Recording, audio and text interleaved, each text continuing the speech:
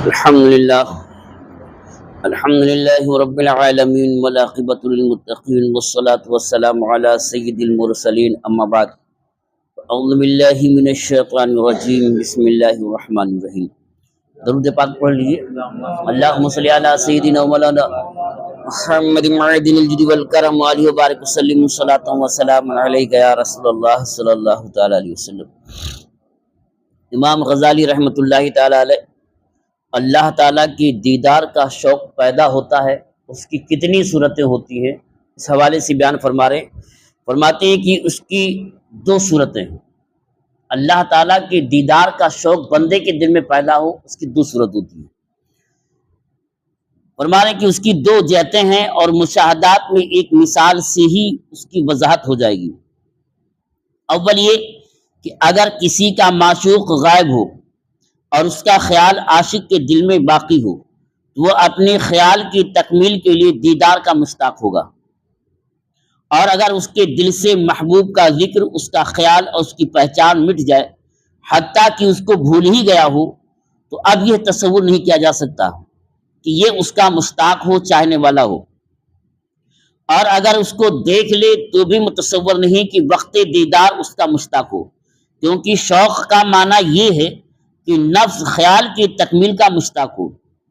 اسی طرح بعض اوقات انسان اپنے محبوب کو تاریکی میں دیکھتا ہے، ایسے کہ اس کی صورت واضح نہیں ہوتی، تو یہ تکمیل رویت کا مشتاق ہوتا ہے، اور اس کی صورت کا کامل انکشاف اس پر روشنی چمکنے کے وقت ہوتا ہے.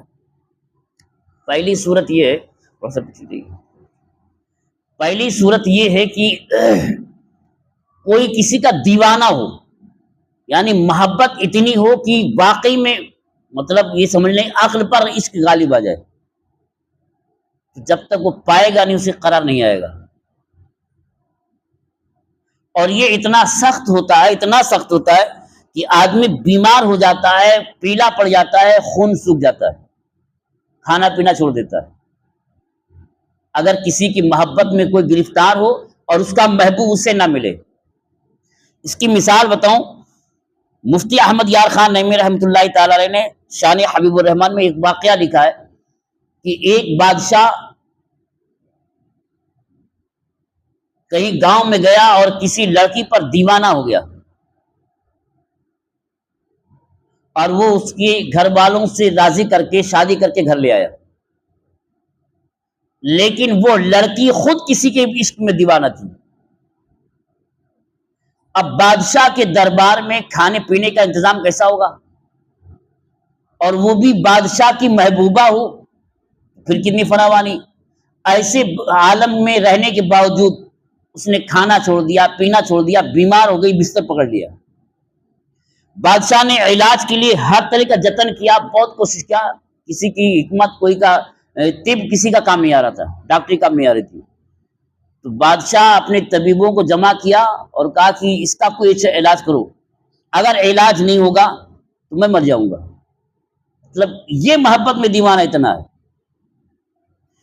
جب اس کی محبت کا عالم یہ تھا اور بہت زیادہ شوق بڑھا تو رات میں اس نے خواب دیکھا کہ کوئی آنے والا کہہ رہا ہے کہ آج صبح تیرے قلعہ کے دروازے سے جو داخل ہوگا وہ حکیم ہے، بلا لے، وہی اس کا علاج کرے گا.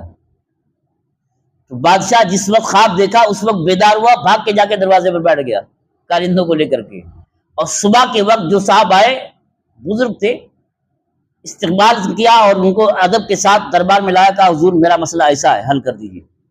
تو حکیم تھے، وہ اس مریضہ کے نفس کو تھاما، کہا یہ تو جسمانی بیماری نہیں، اس کے اندر محبت کی بیماری ہے، روحانی بیماری ہے.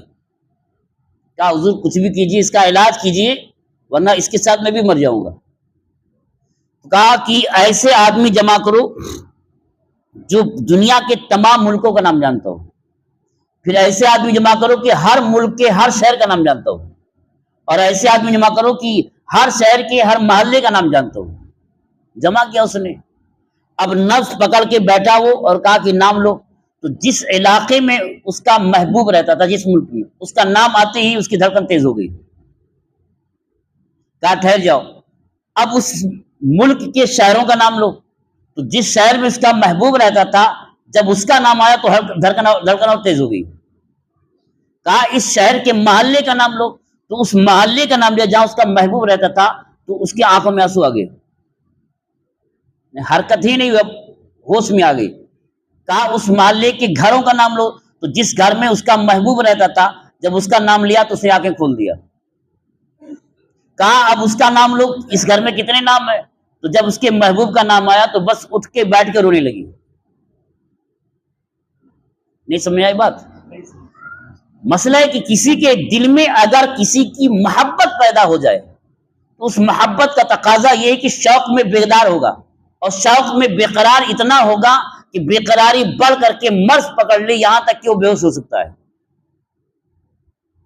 تو پہلی وجہ تو یہ ہے کہ محبوب غائب ہو اور یہ جانتا ہو کہ میرا محبوب ہے اور اس کے عشق میں دیوانہ ہو، تو اس کے دیدار کا شوق پیدا ہوگا، کاش میں دیکھ لوں، اور تڑپتا رہے گا دیکھنے کے لیے.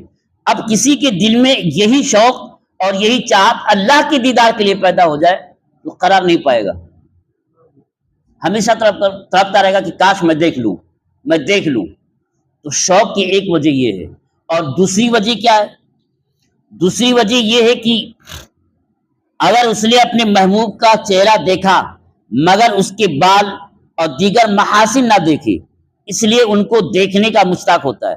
اگرچہ وہ محاسن، وہ خوبیاں پہلے کبھی نہ دیکھوں، نہ ہی اس کے دل میں ان کو دیکھنے کا کوئی خیال آیا، مگر وہ جانتا ہے کہ اس کا کوئی عضو یا کوئی اعضا خوبصورت ہیں، لیکن دیدار کے وقت اس کے جمال کی تفصیل کا ادراک نہیں ہوا، اس لیے جس چیز کو اس نے کبھی دیکھا نہیں ہوتا اس کے انکشاف کا مشتاق ہوتا ہے.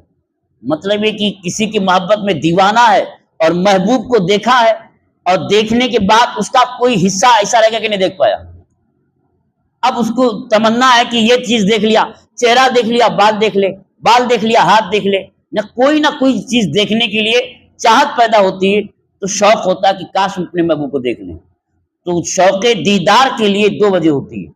ایک تو یہ کہ محبوب کی محبت میں دیوانہ ہو اور اسے دیکھا نہیں اور دیکھنا چاہتا ہے، اور دیکھا ہے مگر کوئی عضو نہیں دیکھا یا کوئی چیز نہیں دیکھا، دیکھنے کے لیے دیوانہ ہے. تو یہ دو چیزیں جہاں جمع ہوں گی وہاں شوق پیدا ہوگا، اور یہی چیزیں اگر رب کے یہاں پیدا ہو جائیں تو یقیناً شوق الہی یعنی اللہ تعالیٰ کے دیکھنے کا دیدار اور دیدار کا شوق پیدا ہوگا. اب ہمارے دلوں میں کتنا ہے یہ ہمیں پیدا کرنے کی ضرورت ہے. اللہ تعالیٰ ہمیں آپ کو سمجھنے کی توفیق عطا فرمائے. مزید انشاءاللہ کل سماعت فرمائیے گا. اللہم صلی علی سیدنا مولانا محمد معدن الجد والکرم وآلہ وبارک وسلم صلاۃ وسلام علیک یا رسول اللہ صلی اللہ تعالی علیہ وسلم. یا اللہ یا رحمان یا رحیم، ہم لوگوں نے جو کچھ پڑھا اور سنا اسے پڑھنے اور سننے سے زیادہ سمجھنے اور سمجھ کر اس پر عمل کرنے کی توفیق عطا فرما. یا اللہ ہماری، ہمارے ماں باپ کی اور اپنے محبوب کی امت کی مغفرت فرما. یا اللہ ہمیں جو بیمار ہونے بیماریوں سے شفا عطا فرما. سبحان ربک رب العزت عما یصفون وسلام علی المرسلین والحمد للہ رب العالمین. آمین آمین بحق لا الہ الا اللہ محمد رسول اللہ صلی اللہ علیہ وسلم.